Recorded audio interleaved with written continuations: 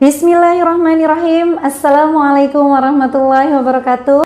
Seperti yang kita tahu, setiap mualaf selalu punya kisah yang menarik, unik, dan inspiratif. Seperti narasumber kita kali ini, sosok perempuan yang inspiratif, bukan hanya menarik dari perjalanan hijrahnya, tapi juga setelah beliau menjadi muslim, banyak gebrakan yang beliau lakukan dan pasti menginspirasi kita semua.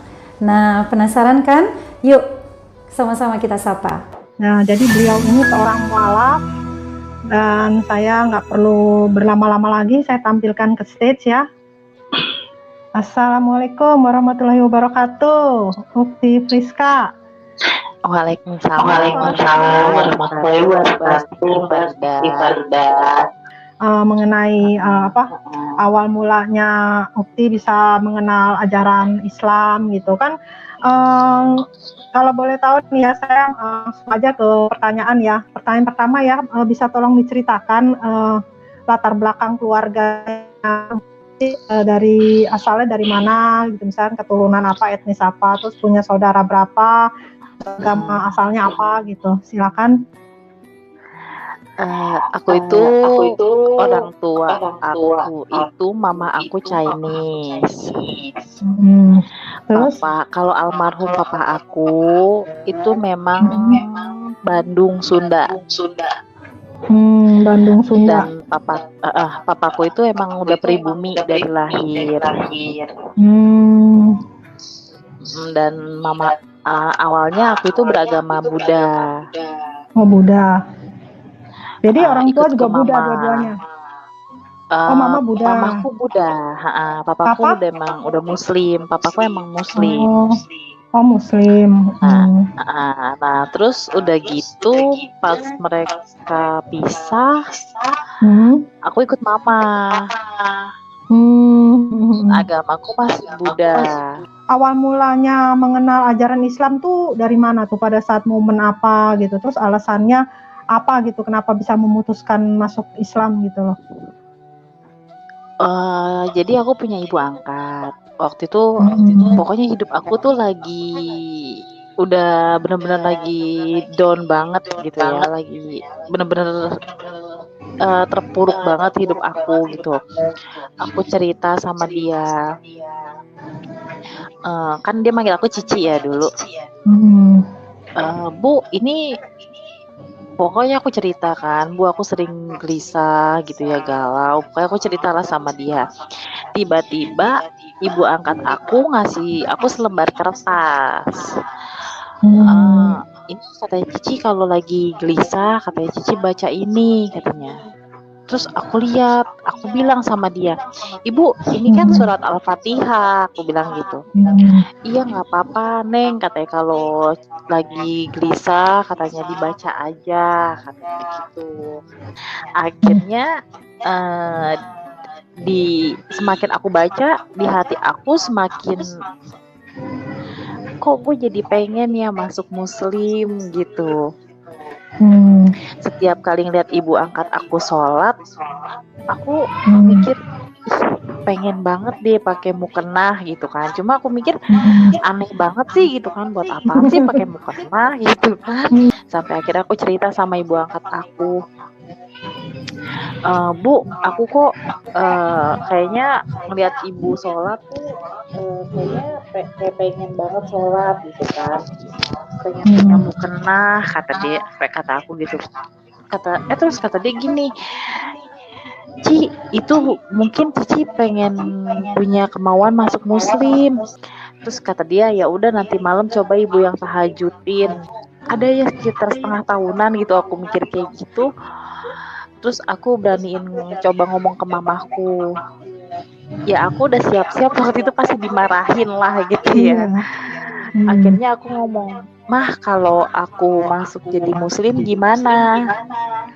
Terus tiba-tiba mamaku ngasih jawaban yang yang bener-bener aku nggak nyangka banget gitu loh Mbak. Dia bilang ya udah kalau memang mau masuk muslim tapi sholat 5 waktunya harus dijalanin. Aku mikir kok mamaku bisa jawabannya kayak gini gitu. Aku ngomong ke keluargaku di Bandung ya, ke keluarga papaku kan udah muslim tuh.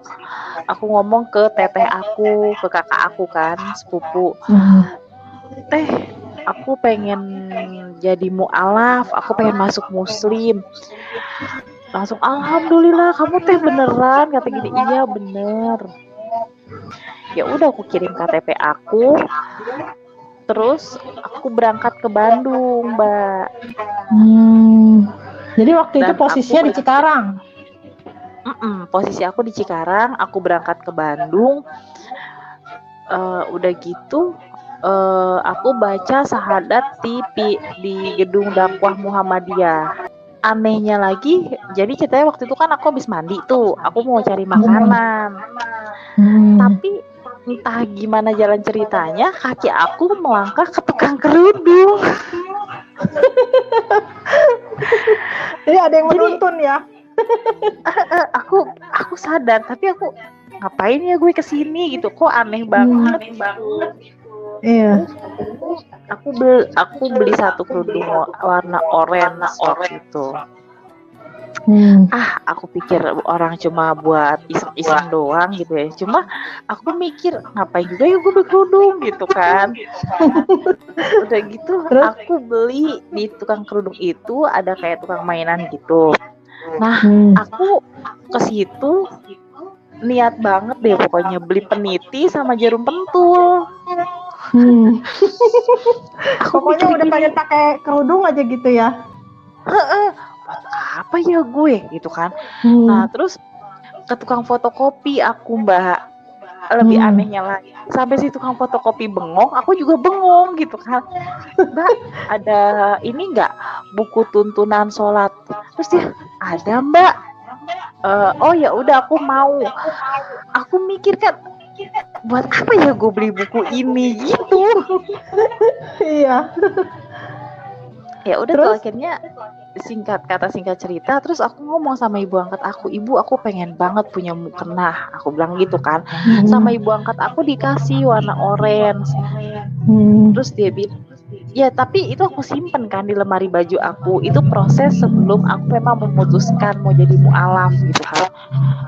Aku masih kok gue buat apa gue mukena gitu kan, aneh gitu. Nah itu proses waktu aku masih galau, maksudnya masih antara iya dan tidak gitu masuk muslim. Aku tuh masih dalam hati aku cuma gini, kalau memang aku harus menjadi seorang muslim mudahkan jalanku, tapi jika tidak maksudnya ya udah gitu kan. Tapi memang itu di luar dugaan banget Mbak, itu semua lancar. Sampai syahadat lancar maksudnya. Iya, terus kan sampai syahadat, terus di sana tuh yang nyaksiin aku bersahadat itu banyak banget. Saksinya dari banyak banget ya. Dari ibu-ibu Aisyah, dari orang-orang Muhammadiyah gitu kan. Aku sampai kenapa harus banyak ini gitu kan. Terus sampai ya pokoknya akhirnya tuh ya pas aku udah selesai bersahadat, terus aku itu sempat ikut puasa 2 hari Mbak. Puasa padahal, untuk apa tuh? Puasa itu waktu itu aku baca syahadat itu bulan Ramadan. Oh bulan Ramadan, oh iya benar-benar, oh iya puasa. Terus? Nah aku ikut puasa 2 hari, terus aku sempat ngomong gini, Fris kalau nggak kuat katanya buka aja nggak apa-apa, cuma nggak awal jangan sayang, aku bilang gitu. Kamu kuat, katanya kalau kuat ya udah nggak apa-apa terusin, kalau nggak kuat buka, katanya. Ya tapi aku pikir gue pasti kuat gitu kan, pasti gue kuat gitu. Ya tapi memang hari pertama aku kuat gitu, nggak jebol gitu. Nah terus pas di hari kedua itu kan pas malam takbiran tuh pasti dia berpikir wah aku tuh Fris kalau capek udah buka aja katanya gitu. Enggak aku kuat kata aku gitu. Nah jadi aku tuh sempat ngerasain taraweh gitu ya, pokoknya di 2 hari puasa itu. Hmm. Jadi benar-benar yang namanya aku itu diajarin banget jadi Islam gitu. Nah terus habis aku baca syahadat, aku dibimbing sama sepupu aku buat sholat taubat. Terus udah gitu nih Kayak ada gitu. pertanyaan berikutnya. Kalau menurut Friska itu, menurut Ukti Friska, Islam itu ajarannya seperti apa sih? Maksudnya dibandingin dengan agama yang dulu gitu. Ajarannya itu memang menurut aku tuh gimana ya Mbak, susah sih buat diomongin, susah digambarin gitu. Jadi memang benar-benar yang namanya mengajarkan kalau kita itu harus berbuat baik, terus saling tolong menolong gitu. Ya memang benar-benar apa ya, pokoknya benar-benar agama yang mengajarkan kebaikan lah gitu. Memang semua agama itu mengajarkan kebaikan gitu, cuma lebih ke persaudaraan gitu. Terus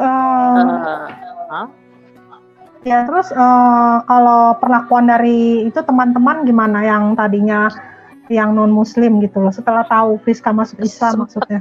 Sempet ada perdebatan sama temanku yang Kristen. Kenapa katanya kok Cici pindah agama gini. Aku sebandel-bandelnya aku nggak akan pindah agama. Terus aku bilang gini, Van, itu hak orang. Aku bilang itu hak aku. Kalau memang aku mau pindah agama atau enggak. Jadi dia tuh sempet kayak orang yang musuhin aku ya kan tuh anak. Terus ya udahlah gitu kan. Ibaratnya aku berpikir saat itu cuma gini Mbak, gue kerja sendiri, gue untuk menghidupi diri gue sendiri dan gue nggak merugikan lo, udah gitu doang. Iya, masing-masing aja lah gitu ya. Iya, maksudnya masing-masing aja gitu. Kita mau masing-masing aja kalau agama. Jadi jangan jangan mengganggu agama orang gitu maksudnya. Jadi maksudnya masing-masing aja gitu. Kalau agama kan kita juga nggak bisa memaksakan agama ya kan, itu kan hak privasi tiap orang, keyakinan tiap orang ya kan. Terus ini nih ada lagi pertanyaan nih, kalau menurut Friska tuh setelah menjadi muslim nih ya, saat-saat ada nggak saat-saat yang paling menyedihkan gitu loh kan setelah menjadi seorang muslim gitu? Alhamdulillah sih buat sampai saat ini aku itu nggak pernah merasakan saat-saat yang paling menyedihkan gitu. Kayak dulu aku benar-benar terpuruk banget, terus aku kembali bangkit gitu ya. Bangkit dalam artian aku kembali bangkit tapi dengan Friska yang udah menjadi seorang muslim gitu Mbak. Alhamdulillah gitu ya, dari aku masuk jadi seorang mu'alaf udah 3 tahun sampai saat ini itu banyak sekali doa aku itu yang udah dijabah gitu. Alhamdulillah ya. Ya alhamdulillah. Terus kalau menurut Friska nih, waktu menjadi seorang muslim kan tadinya kan waktu belum muslim kan nggak harus bangun pagi-pagi sholat, terus nggak harus puasa. Terus setelah menjadi muslim ada kesulitan nggak maksudnya melakukan syariat Islam gitu? Mungkin untuk awal-awal ada ya Mbak, cuma kalau untuk kesini-sininya ya alhamdulillah aku bisa adaptasi gitu. Karena dulu kan pas sebelum abis baca syahadat, aku kan belum pakai hijab tuh. Mamaku itu masih Buddha, tapi mamaku yang lebih pakai hijab gini-gini ya kan. Pokoknya inti jalan ceritanya itu mamaku tuh yang pengen banget aku pakai hijab, nggak tahu kenapa gitu. Terus pas 2 tahun aku tuh selalu bilang memohon ya sama Allah, aku bilang kalau memang mamaku harus menjadi seorang muslim mudahkan, tapi kalau enggak ya udah gitu, aku enggak memaksakan. Tapi setelah aku menjadi seorang muslim sekitar 2 tahun, itu aku ingat banget posisi itu aku lagi kerja, lagi pameran, tiba-tiba mamaku telepon. Itu ingat banget, aku itu hari Kamis. Kak, besok mama mau baca syahadat. Aku sempet bingung kan, sempet bengong. Mama yakin? Serius? Iya yakin serius, kata mamaku gitu ya. Dan aku pikir masih gak jadi nih, Jumatnya aku telepon, udah kok udah baca syahadat. Dan kalau mamaku itu, dia menemukan hidayah itu melalui YouTube, karena dia sering nonton ceramah-ceramah Ustadz, dan dia melihat emang itu semua benar adanya gitu loh. Oh iya ya benar ya gini-gini. Jadi aku tuh berpura-pura aja nggak tahu gitu dia nonton ceramah, padahal aku tahu dan lagi nonton ceramah gitu. Ngumpet-ngumpet dia gitu nontonnya. Mungkin lebih ke malu kali ya Mbak gitu kan. Iya. Jadi ya udahlah gitu kan. Tapi ya alhamdulillah setelah dia memutuskan jadi seorang mualaf, aku ya udah gitu kan. Aku nggak yang gimana-gimana banget gitu sama dia. Ya udah, terima kasih atas waktunya, dan untuk yang di live chat juga terima kasih. Semoga Priska saya doakan tetap istiqomah, dilancarkan rezekinya, dilancarkan jodohnya, dilancarkan segala-galanya, tetap istiqomah dunia akhirat, selamat dunia akhirat. Udah gitu aja doanya saya. Amin, Mbak. Terima kasih ya untuk Priska dan juga untuk yang di live komen. Saya akhiri aja dengan mengucapkan wabillahi taufiq wal hidayah. Wassalamualaikum warahmatullahi wabarakatuh. Waalaikumsalam warahmatullahi wabarakatuh. Alhamdulillah, demikian sharing mualaf kita hari ini. Luar biasa ya, sangat menginspirasi dan memotivasi kita untuk menjadi lebih baik lagi. Hijrah bukan hanya berpindah agama, tapi menjadi lebih baik dan menjadi kebaikan buat orang lain. Semuanya mudah jika Allah berkehendak.